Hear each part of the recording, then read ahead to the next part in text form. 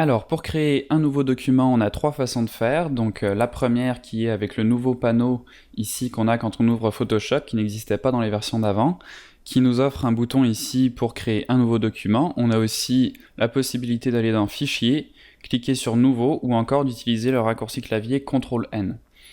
Donc moi je vais cliquer sur le bouton ici, Nouveau, qui va me permettre d'afficher cette fenêtre qui va contenir toutes les options permettant de créer un nouveau document. Alors ne vous inquiétez pas, il n'y a aucun paramètre qu'on va fixer ici qui ne pourra être changé par la suite. Donc toutes les options ici ne sont pas coulées dans le béton, on va les setter au début pour notre nouveau document, mais on va pouvoir les modifier par la suite. Donc premièrement, on a le nom du document, donc on peut laisser comme ça par défaut ou qu'on peut définir tout de suite. Et ensuite, donc on a toutes les options pour définir notre document. Ici, vous voyez qu'on a un type de document qui nous permet de venir choisir des paramètres prédéfinis. On va pouvoir également créer nos propres paramètres et les enregistrer en cliquant sur le bouton ici pour les retrouver par la suite dans cette liste et y avoir accès du coup plus facilement. Donc ici, vous voyez qu'on a la taille du document, donc la largeur et la hauteur en pixels. On peut aussi la mettre en pouces, en centimètres, millimètres, etc. Donc généralement, nous, on va travailler en pixels.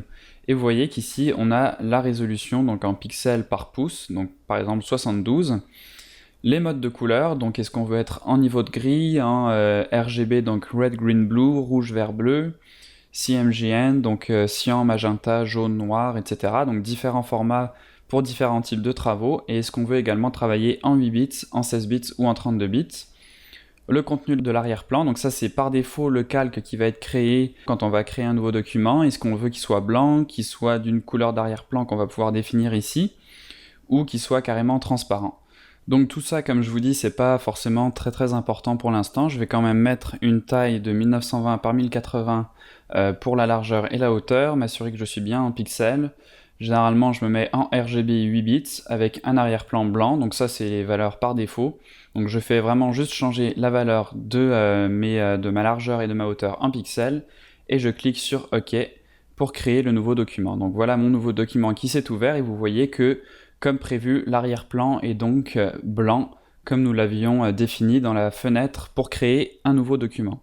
Donc voilà, c'est pas compliqué du tout, c'est quelque chose que vous allez faire très souvent et qui va vraiment devenir une habitude très rapidement dans Photoshop.